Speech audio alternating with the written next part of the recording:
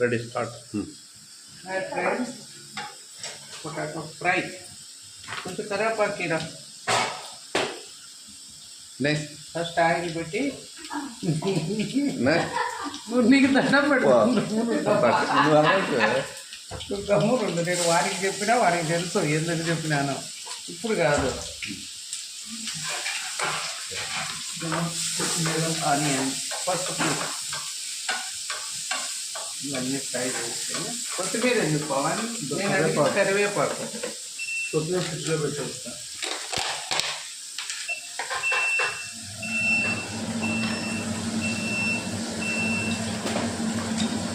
కరివేపాకు,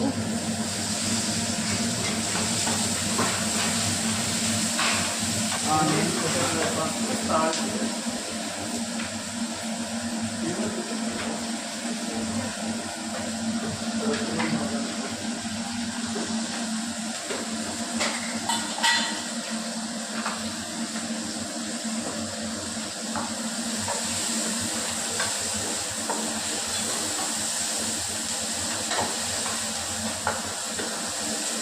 రెండు బాగా ఫ్రై అయిపోయిన తర్వాత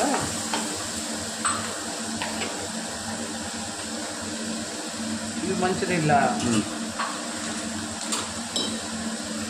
ఇవి మొన్న చెట్లో కోసిన పొటాటో, బేబీ పొటాటో అండి. వీటిలోనే చేసేస్తున్నారు.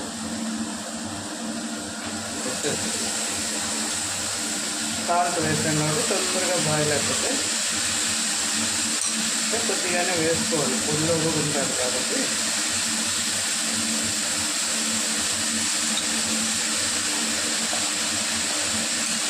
ఏందో వీళ్ళు కట్ చేసి నేను అట్లే చేద్దాం అనుకున్నా. పొటాటోస్ చిన్నగా ఉన్నాయి కదా, భవిష్య ఇష్టంగా తినింది. ఫ్రెండ్స్, పొటాటోస్ వేసేసినాం. ఇదంతా బాగా కలబెట్టేస్తాం. కాసేపు మూత పెట్టేస్తాం, ఉడికిపోతాయి మెత్తగా. ఇంకేం దీంట్లో వాటర్ వేయాల్సిన అవసరం ఉండదు, బాయిల్ చేయాల్సిన అవసరం ఏమి ఉండదు.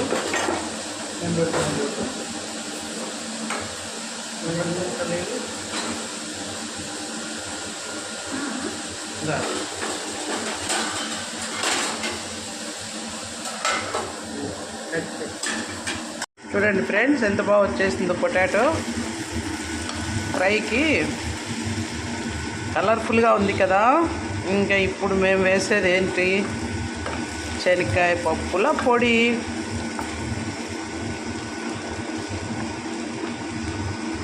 ఇలా అంటే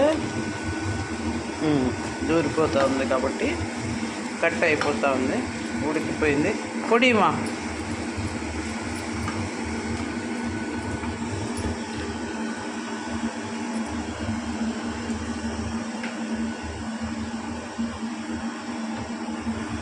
ఇప్పుడు శనక్కాయ పప్పుల పొడి వేసేస్తాం.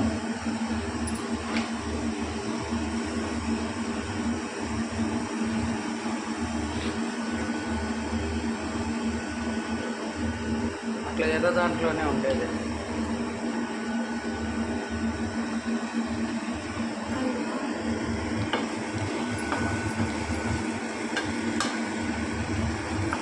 సింపుల్ ఫ్రెండ్స్, జస్ట్ ఆనియన్స్, తిరువాత గింజలు, పసుపు, మనం వేసింది ఉప్పు, ఇంకా పొటాటో, అంతే కదా.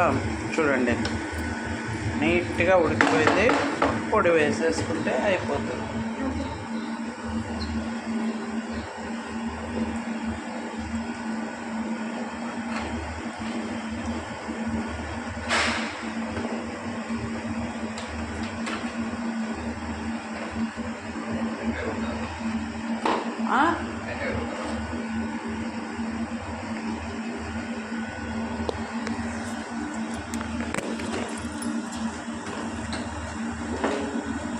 ఒక్క నిమిషం ఇది ఇట్లా అనుకో, నేను వేసేస్తా.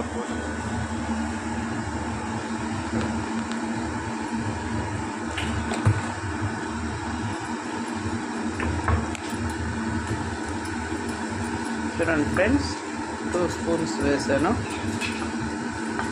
ఇంకొక స్పూన్ వేసుకుంటే సరిపోతుంది, అంతే. ఓన్లీ 3 స్పూన్స్ అంతే ఫ్రెండ్స్. ఒక 2 మినిట్స్ ఇలా కలబెట్టేస్తే ముక్కలకంతా బాగా పడుతుంది.